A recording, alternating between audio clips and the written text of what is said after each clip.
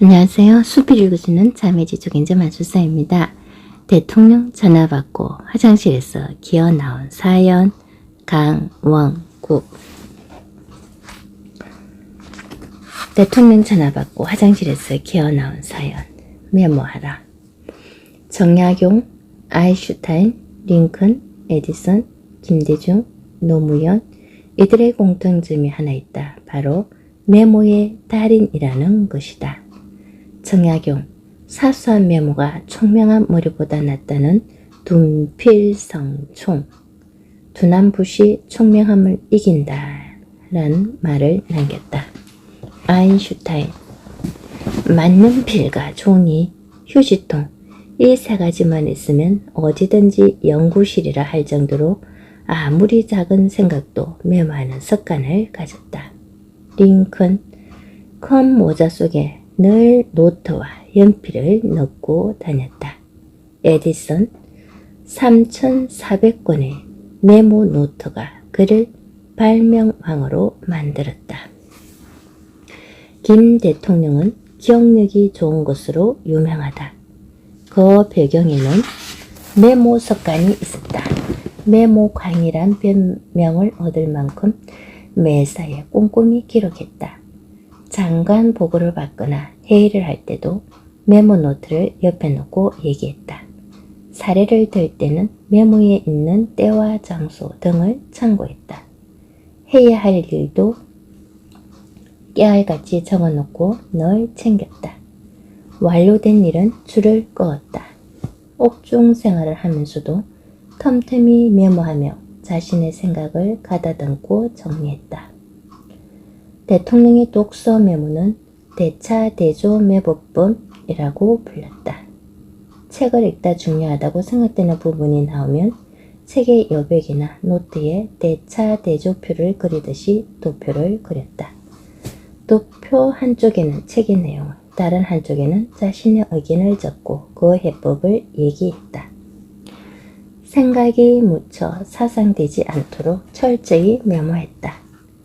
김 대통령 곁을 마지막까지 지킨 최경환 비서관은 김대중 리더십에서 이렇게 전한다. 대통령은 대화 중에도 회의하는 가운데도 끊임없이 무언가를 적었다. 작은 손수첩을 많이 활용했다. 여기에 신문이나 읽은 책의 주요 내용, 정세와 대책, 각종 수치와 통계, 해야 할 일 등을 1, 2, 3 숫자를 붙여가며 일목요연하게 정리했다. 간혹 비서들이 깜빡 잊고 있는 일도 김 대통령의 수첩에는 고스란히 남아있었다. 김 대통령이 참모들에게 과거에 지시한 사항을 확인하며 그건 어떻게 돼가지요? 라고 물었다.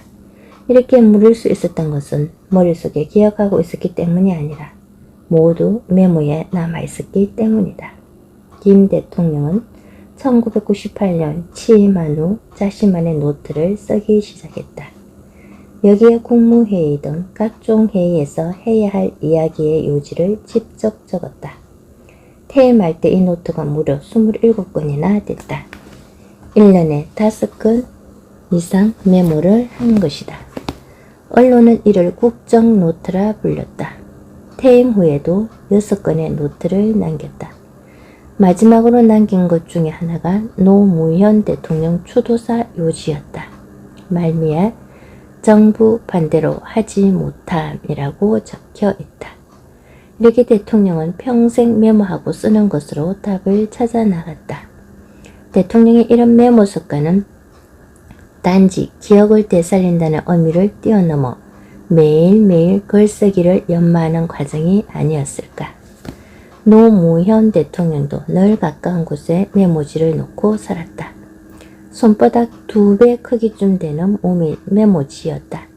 여기에 생각날 때마다 수시로 메모를 했다. 회의 시간이라 연설할 때에는 양복 안쪽 호주머니에서 이 메모지가 나왔다. 보고서를 보거나 TV를 보다가 혹은 책을 읽다가 생각나는 것을 적은 메모였다. 어떤 것은 가로로, 어떤 것은 세로로, 또 어떤 것은 뒷면에도 쓰여 있고 밑줄이 쳐 있거나 동그라미가 그려진 메모도 있다. 대통령은 메모지를 이리 보고 저리 보고 돌려보면서 얘기를 하곤 했다. 연도는 정확하지 않지만 신년에 경제인을 대상으로 연설하기 위해 대한상공회의소에 갔다. 대통령이 알아서 하겠다고 따로 연설문을 준비하지 말라고 한 자리였다. 연설을 하기 위해 연단에 선 대통령이 양복 안주무늬를 뒤져다 난감한 표정으로 얘기했다. 여러분께 드릴 말씀을 잔뜩 메모해놨는데 아침에 옷을 갈아입으면서 두고 왔네요. 그런데 메모를 하면서 다 외웠으니 걱정 마시기 바랍니다.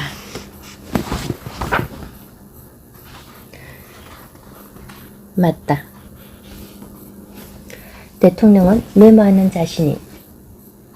시간이 생각을 정리하고 생각을 발전시키는 시간이었다. 연설 비서관실에도 자주 메모가 내려왔다. 연설문에서 우리가 쉽게 무의식적으로 쓰는 단어들에 대해 다시 한번 그 의미를 파악해보자. 예를 들면 우리가 우리라고 할 때 그것은 무엇을 의미하는 것인지, 민족인지 국가인지 아니면 국민인지 연설 비서관실 입장에서 송구하고 괴로웠던 메모도 있다. 대통령이 연설 비서관실에서 보관 원고를 읽지 않고 본인이 직접 준비해서 연설한 후 준비해간 메모를 참고하라고 보내주는 경우다. 메모는 메모지에만 하지 않았다. 노 대통령은 이지원이라는 청와대 내부 전상만 안에 실마리 파일이라는 기능을 만들어 놓고 글쓰기 거리가 떠오를 때마다 메모를 했다.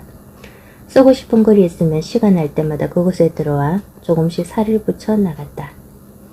오바마는 진보 시대의 진보 대통령이 될 것이라는 기대를 모았습니다. 그런데 오바마의 계획이 주춤거리거나 방향을 바꾸고 있다는 기사들이 나오고 있습니다. 중략. 계획이 흔들리는 사례와 개개의 원인, 근본적인 원인 등에 관한 자료를 모아봅시다. 서거 이틀 전에 사람 사는 세상 사이트 자료찾기 게시판에 남긴 메모글이다. 김 대통령과 마찬가지로 독서 중에도 부지런히 메모를 했다.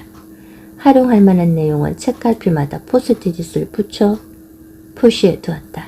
일종의 독서 노트였던 셈이다. 노 대통령의 메모 습관은 단지 개인 차원을 뛰어넘었다. 훗날 참고가 되도록 국가 차원에서 대통령의 국정 기록을 관리하도록 했다. 공사석에서 이루어지는 대통령의 모든 발언과 대통령이 주재하는 모든 회의 등을 있는 그대로 기록했다. 대통령에게 보고되는 문서는 물론 이에 대한 대통령의 지시와 그 지시에 대한 참모들의 후속 조치 등도 이 지원 시스템에 낱낱이 기록됐다. 사실 이러한 기록 관리는 김대중 대통령에게 비롯됐다. 2000년 공공기관의 기록물 관리에 관한 법률을 만들어 체계적으로 국가 기록을 남기기 시작한 것이다. 이렇게 보면 두 대통령은 개인적인 메모광이었을 뿐 아니라 체계적인 국가 기록 관리의 기틀을 세운 장본인이었다. 글쓰기와 메모는 불가분의 관계에 있다. 나는 그것을 직접 몸으로 경험했다. 장면 1. 2000년 8월 청와대에 가는 것으로 결정한 후 회사 생활의 마지막 여유를 즐기려고 강원도로 가족여행을 갔다. 한참 해수욕을 하고 있는데 백사장에 있던 아내가 빨리 전화를 받아보라고 한다.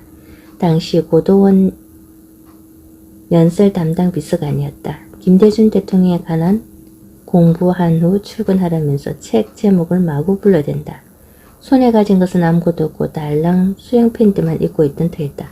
나는 손가락에 불이 나도록 모래에 메모를 했다. 그때만 해도 청와대 비서관은 딴 나라 사람이어서 감히 조금 있다 전화하자는 소리를 못했다. 장면 9. 2006년 어느 일요일이었다. 화장실에 있는데 관저 부속실에서 전화가 왔다. 대통령이 통화를 원하신다는 전화였다. 마침 휴대전화를 들고 있어 연결해달라고 했다. 용무 중이니 조금 후에 통화하겠다고 하는 것은 너무 불경스러워 보였다. 노무현 대통령이 얘기를 하기 시작했다. 잠깐일 것으로 생각하고 머릿속에 기억하기 위해 최대한 집중했다. 점점 더 길어진다. 수화기를 맞고 안방에 있는 아내를 불러야 하나 그러기에는 대통령이 얘기하는 속도가 너무 빨랐다. 한마디도 놓쳐선 안 됐다. 급기야 한계에 다다랐다. 도저히 외울 수가 없다. 대통령의 얘기를 들으면서 화장실을 기어나와 메모지를 찾았다. 그 뒤로는 화장실, 자동차, 침대, 가방 등 모든 곳에 메모지를 놔두게 됐다. 또한 어딜 가든지 수첩을 챙기는 버릇이 생겼다.